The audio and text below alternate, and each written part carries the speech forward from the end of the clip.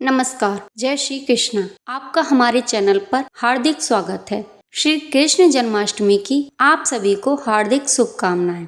भाद्रपद कृष्ण अष्टमी को श्री कृष्ण जन्माष्टमी कहते हैं, इसलिए इस दिन भगवान श्री कृष्ण का जन्म उत्सव मनाया जाता है। इसी तिथि को घनघोर अंधेरी आधी रात को रोहिणी नक्षत्र में भगवान श्री कृष्ण ने जन्म लिया था। श्री कृष्ण जन्माष्टमी का उत्सव पूरे देश में बड़े ही धूमधाम से मनाया जाता है। इस दिन श्री कृष्ण के बाल रूप लड्डू गोपाल की विधिवत पूजा अर्चना की जाती है और व्रत भी रखा जाता है। जन्माष्टमी के दिन भगवान श्री कृष्ण की जन्म संबंधी कथा सुनते व सुनाते हैं, जो इस प्रकार है।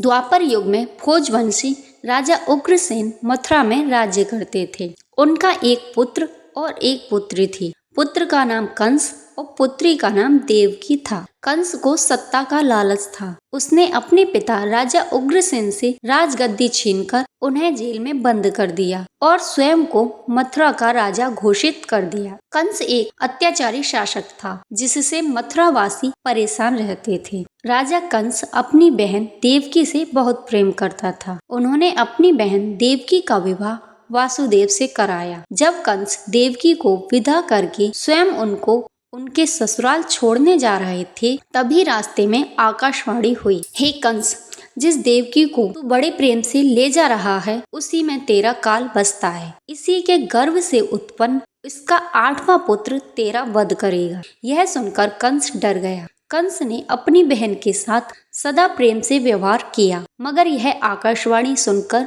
सब कुछ बदल गया। यह सुनकर कंस वासुदेव को मारने लगा। तब देवकी ने कंस से कहा कि उसकी संतान कभी अपने मामा के साथ ऐसा नहीं करेगी, लेकिन कंस ने उनकी एक न सुनी। फिर भी वह वासुदेव को मार रहा था। देवकी ने फिर उससे विनय पूर्वक कहा, मेरे गर्भ से जो संतान होगी मैं उसे तुम्हें दे दूंगी। मेरे पति को मारने से तुम्हारा क्या लाभ होगा। कंस ने देवकी की बात मान ली और मथुरा वापस आ गया। वहां उसने अपनी बहन को और उनके पति वासुदेव को कारागार में बंद कर दिया। उनके आसपास सैनिकों की कड़ी पहरेदारी लगा दी। इसके बाद कारागार में ही देवकी और वासुदेव की 6 संतानें हुई, जिन्हें कंस ने मार दिया। 7वीं संतान को योग माया ने देवकी के गर्भ से संरक्षित कर माता रोहिणी के गर्भ में डाल दिया। जब देवकी को 8वीं संतान होने वाली थी, तब कंस ने कारागार में उन पर कड़े पहरेदार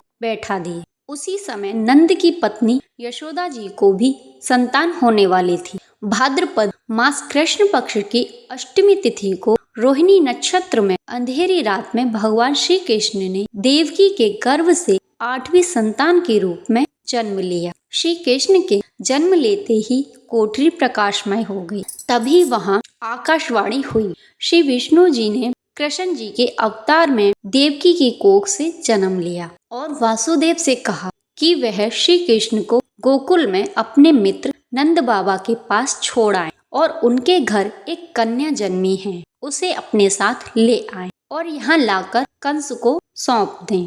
श्री कृष्ण के जन्म लेते ही चमत्कार होने लगा। कारागार के द्वार पर लगे ताले अपने आप खुल गए। प्रकाश से कारागार जगमगाने लगा। सभी पहरेदार सो गए। कारागार के दरवाजे भी स्वयं खुल गए। भगवान विष्णु के आदेश से वासुदेव जी ने भगवान श्री कृष्ण को सूप में अपने सिर पर रखकर नंद जी के घर की ओर चल दिए और यमुना को पार करके नंद बाबा के घर पहुंच गए। वहां उन्होंने श्री कृष्ण को यशोदा जी के पास सुला दिया और कन्या को लेकर मथुरा आ गए। कारागार के फाटक पहले की तरह बंद हो गए। जब कंस को देवकी की 8वीं संतान के जन्म की सूचना मिली तो वह तत्काल कारागार में आया तो उसने देखा कि देवकी की 8वीं संतान तो लड़की है। फिर भी डर के कारण उसने उस कन्या को देवकी से छीनकर पृथ्वी पर पटकना चाहा, लेकिन वह कन्या उसके हाथ से निकलकर आसमान में चली गई और वहां से कहा, अरे मूर्ख, मुझे मारने से क्या होगा। तुझे मारने वाला तो वृंदावन जा पहुंचा। वह जल्द ही तुझे तेरे पापों का दंड देगा। यह कहकर वह कन्या आकाश में विलीन हो गई। यह सुनकर कंस व्याकुल हो गया। और उसने श्री कृष्ण को मारने के लिए बहुत से दैत्यों को गोकुल में भेजा, पर वहां से कोई वापस नहीं आया। श्री कृष्ण ने सभी को मार दिया, श्री कृष्ण को कोई मार नहीं सका। अंत में श्री कृष्ण ने कंस का वध करके राजा उग्रसेन को मथुरा की राजगद्दी सौंप दी। तभी से श्री कृष्ण की जन्म तिथि को हर्ष और उल्लास के साथ पूरे देश में मनाया जाता है। इस तरह श्री कृष्ण की जन्माष्टमी की व्रत कथा पूरी हुई। बोलो लड्डू गोपाल की जय। जय श्री कृष्ण।